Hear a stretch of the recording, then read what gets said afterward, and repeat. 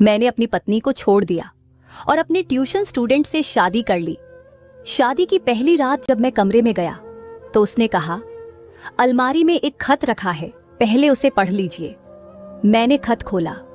उस खत को पढ़कर मेरे होश उड़िड़िएच गए, क्योंकि मैं आरव 25 साल का एक शिक्षक जो एक छोटे से गांव के सरकारी स्कूल में बच्चों को पढ़ाता हूं। मेरी जिंदगी बाहर से देखने में बड़ी साधारण सी लगती थी। मैं सुबह 8 बजे उठकर नहा धोकर तैयार होता, माँ के बनाए पुराने रूटीन के अनुसार चाय पीता, फिर साइकिल पर स्कूल निकल जाता।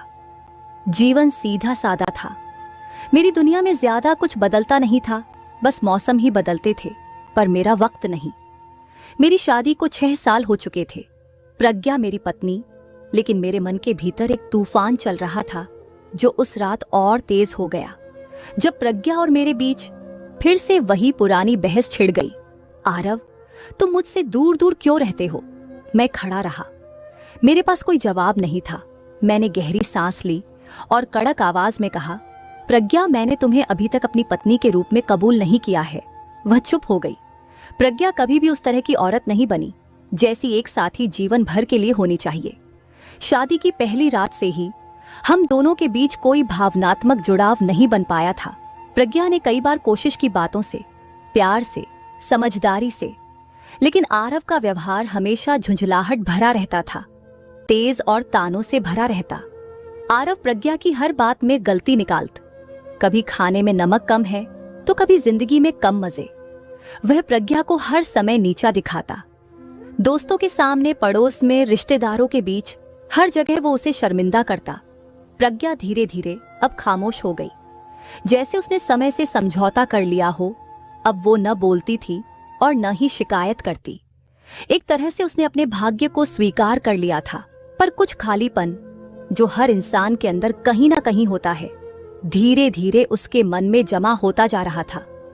आरव को भी कहीं सुकून नहीं रहता। स्कूल ही उसकी एकमात्र जगह थी। यहाँ बच्चे उसकी इज्जत करते थे, आरव सर कहकर प्यार से बुलाते थे और उनके बीच उसे थोड़ा सुकून मिलता था। एक दिन स्कूल में एक नई छात्रा आई। उसका आसना था। उसकी उम्र 17 साल की होगी। आसपास ने 12वीं कक्षा में दाखिला लिया था। आसना का चेहरा किसी किताब की तरह सीधा, मासूम और बहुत खूबसूरत था, और आंखों में एक अलग ही चमक थी। उसमें एक किस्म की गहराई थी जो बाकी बच्चों में नहीं दिखती थी। जब आरव ने पहली बार उसे देखा तो देखता ही रह गया। पहली ही बार में आरव ने उसे नोटिस किया। एक दिन आसना ने सवाल पूछा, सर, भारत छोड़ो आंदोलन किस साल शुरू हुआ था? आरव ने मुस्कुराते हुए उत्तर दिया, 1942। आसना, यह बहुत अच्छा सवाल तुमने पूछा है। तुम पढ़ाई में रुचि रखती हो क्या? आसना ने सिर हिलाया। जी सर, मैं आगे जाकर डॉक्टर ही बनना चाहती हूँ। आरव को पहली बार किसी ने ऐसे जवाब में खुद को उसकी तरह बताया। उसे एक अजीब सुकून मिला, जैसे कोई उसका अक्स सामने खड़ा हो। आरव आसना को देखकर यही सोचता, ये लड़की मेरे लिए है। आसना अब अक्सर आरव से सवाल पूछने आती, कभी नोट्स के लिए, तो कभी कविता समझने, तो कभी विज्ञान के किसी विषय पर चर्चा करने। धीरे धीरे आरव को उसकी आदत होने लगी और अब आरव को उसके आने का इंतजार करने लगा। धीरे धीरे दोनों के बीच बातचीत लंबी होने लगी। अब आसना सिर्फ सवाल नहीं पूछती थी, बल्कि अब वह बातें भी करती थी अपनी माँ के बारे में, अपने पापा की मौत के बारे में, अपने छोटे भाई की पढ़ाई के बारे में। आरव बस उसे देखता और सुनता रहता। कभी कोई मशवरा देता, कभी बस सिर हिलाकर उसकी बातें समझने की कोशिश करता। एक दिन आसना कुछ उदास थी। आरव ने पूछा, क्या हुआ आसना, आज मन नहीं लग रहा तुम्हारा? आसना ने कहा, सर, घर में बहुत टेंशन है। मम्मी कहती हैं जल्दी शादी कर लो, लेकिन मैं पढ़ना चाहती हूँ। मैंने पहली बार उसका चेहरा थोड़ी देर तक देखा, मासूम, डरी हुई, मगर बहुत भरोसेमंद। उस दिन मैंने पहली बार कुछ और महसूस किया। सिर्फ वह एक छात्रा नहीं थी मेरी, बल्कि अब आसना मेरे मन में किसी और रूप में बस रही थी, एक साथी की तरह, जो उसकी सूनी जिंदगी में रोशनी लाने आई हो। अगले कुछ हफ्तों में बाद मैंने आसना को कई बार अकेले बुलाया, कभी स्कूल की लाइब्रेरी में, कभी स्टाफ रूम के बाहर, कभी खाली क्लास में। अब बातचीत में एक आत्मीयता आ गई थी। एक दिन मैंने कहा, आसना, एक बात कहूं? आसना ने कहा, जी सर।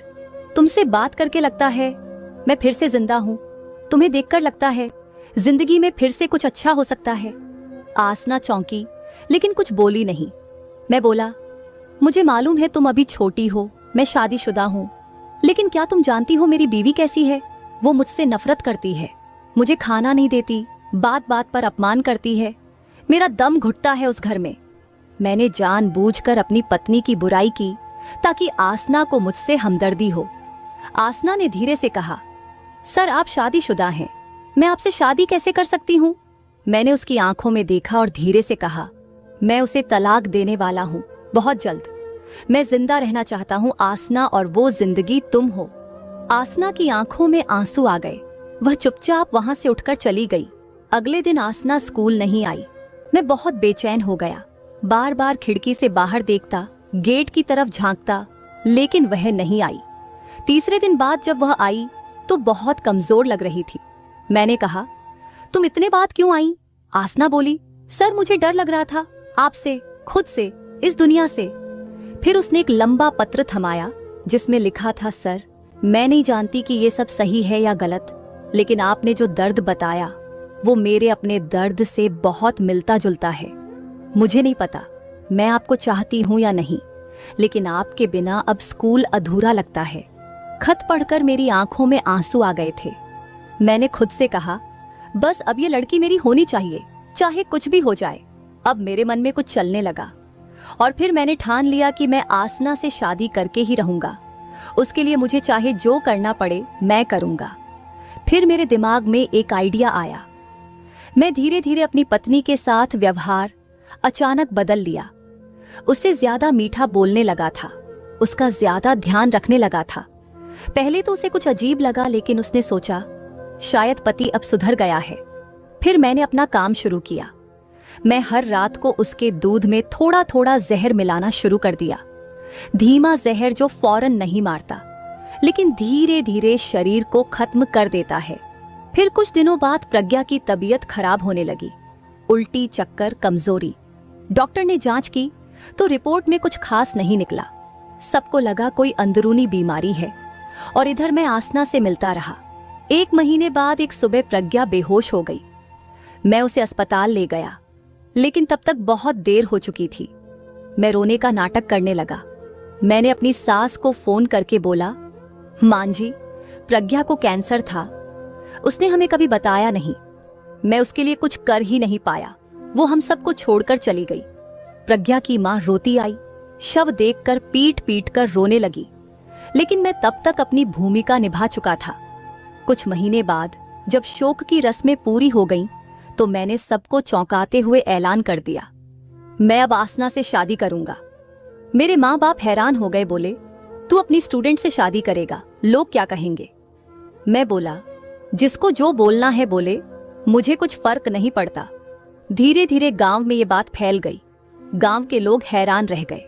किसी ने कहा, बीवी मरी नहीं कि अब नई बीवी लाने की तैयारी में है। तो किसी ने कहा, आसना तो उसकी छात्रा थी ना।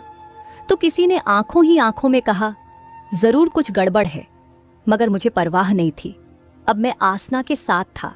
मैं चाहता था कि आसना से शादी करके एक नई दुनिया शुरू करूंगा, नई खुशियां और नया जीवन। आसना ने पहले तो मना किया था, लेकिन मेरे झूठ और आंखों में भरे नकली आंसुओं ने उसे धीरे धीरे झुका दिया और वह मान गई। मैंने कहा, मैंने प्रज्ञा को तलाक देने की कोशिश की थी, लेकिन तब तक वो बीमार हो गई। ये मेरी नियति है, लेकिन तुम्हें मैं कभी दुख नहीं दूंगा। आसना मेरे प्यार के जाल में फंस चुकी थी। वह मासूम और प्रेम में पिघली हुई लड़की झूठ पर भरोसा कर बैठी। फिर कुछ दिनों बाद हम दोनों ने शादी कर ली और उसके साथ हंसी खुशी रहने लगा। लेकिन शादी के कुछ दिन बाद ही गांव में बातें फैलने लगी। कोई बोला, देखा है आरव को अस्पताल में अकेले जाते हुए, डॉक्टर कहता है जहर से मरी थी उसकी बीवी। कोई कहता, प्रज्ञा की मां तो कह रही थी कि उसकी बेटी कभी बीमार ही नहीं थी। एक दिन मेरे एक पुराना दोस्त बोला, आरव कुछ छुपा रहा है तू। मैं बोला, नहीं, ऐसी कोई बात नहीं। धीरे धीरे आसना के कानों में भी बातें पहुंचने लगी। पहले तो उसने अनसुना किया, मगर एक दिन गांव की एक बूढ़ी औरत ने सीधे कहा, बेटी, आरव ने अपनी पत्नी को मारा है, तू भी संभल जा। आसना ये सुनकर सन्न रह गई। आसना एक दिन अपने रूम की सफाई कर रही थी, तभी उसे आरव की डायरी मिली। आसना ने वो डायरी पढ़ ली जो उसने छुपाकर रखी थी। उसमें लिखा था, हर रोज की तरह आज भी दूध में जहर मिलाया और प्रज्ञा धीरे धीरे कमजोर हो रही है, बस कुछ ही दिन और। ये पढ़कर आसना के पैरों तले जमीन खिसक गई। वह भागते हुए आरव के सामने आई और बोली, ये क्या है आरव, तुमने मुझे धोखा दिया, तुमने प्रज्ञा को मारा। मैं हक्का बक्का रह गया। मुझे तो लगा था कि यह सब किसी पता नहीं चलेगा। आसना ने बस एक बात कही, तुम्हारा प्यार पाप था और पाप का अंत यही होता है। वह मुझे छोड़कर चली गई। एक दिन प्रज्ञा की मां आई। वह अब तक चुप थी, मगर आज उसकी आंखों में आग थी। उसने मेरे सामने खड़े होकर कहा, मैंने तुझे बेटा की तरह माना था, तूने मेरी बच्ची को मार दिया।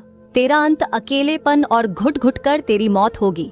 मेरी बद्दुआ तुझे जरूर लगेगी, तुझे कोई नहीं छोड़ेगा, तू दिन दिन मरेगा।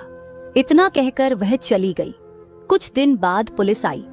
आसना ने मेरे खिलाफ गवाही दी और प्रज्ञा की पुरानी मेडिकल रिपोर्ट खुलवाई गई।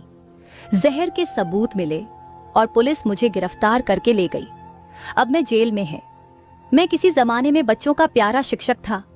अब मुझे जेल के कैदी भी नाम से नहीं बुलाते। वो है ना जो बीवी को मार के दूसरी लड़की से शादी कर लिया था। मैं अब हर दिन एक ही बात सोचता हूं, क्यों किया मैंने ये सब। क्या आसना मुझसे वैसे भी प्यार नहीं कर सकती थी? क्या आसना वाकई इतनी बुरी थी जितना मैंने उसे मान लिया? क्या मेरी सास की बद्दुआ ही मुझे खा गई? अब हर रात अकेला सोता हूं, लेकिन नींद नहीं आती। हर सुबह जागता हूं, सामने वही सीमेंट की दीवार, वही सड़ी हवा। अब कोई उसे आरव सर नहीं कहता, अब कोई उसे प्रेम से नहीं देखता। अब सिर्फ एक पहचान बची है, एक ऐसा आदमी जिसने प्यार के नाम पर पाप किया। मैं अब अकेले जेल की उस सीलन भरी कोठरी में बैठा था, जहां न सूरज की रोशनी थी, न हवा की ताजगी, न इंसानियत की कोई आहट। एक टूटे हुए पत्थर पर बैठा मैं अपने हाथों को घूर रहा था। वही हाथ जिनसे उसने दूध में जहर मिलाया था, वही हाथ जिनसे उसने झूठी मोहब्बत लिखी थी, और वही हाथ जो अब कांपते थे, पछताते थे। मुझे लगता था आसना उसका प्यार थी। उसे लगता था प्रज्ञा की जगह कोई और ले सकता है। मुझे लगता था झूठ और चालाकी से वह एक नई जिंदगी शुरू कर सकता है। मगर मैं गलत था, बहुत गलत। झूठ से शुरू हुआ रिश्ता कभी सच नहीं बनता। कोई भी रिश्ता छल से नहीं चल सकता। पाप चाहे कितना भी छुपा हो, एक दिन सामने आता जरूर है, और किसी की बद्दुआ अगर दिल से निकली हो तो वो जरूर लगती है।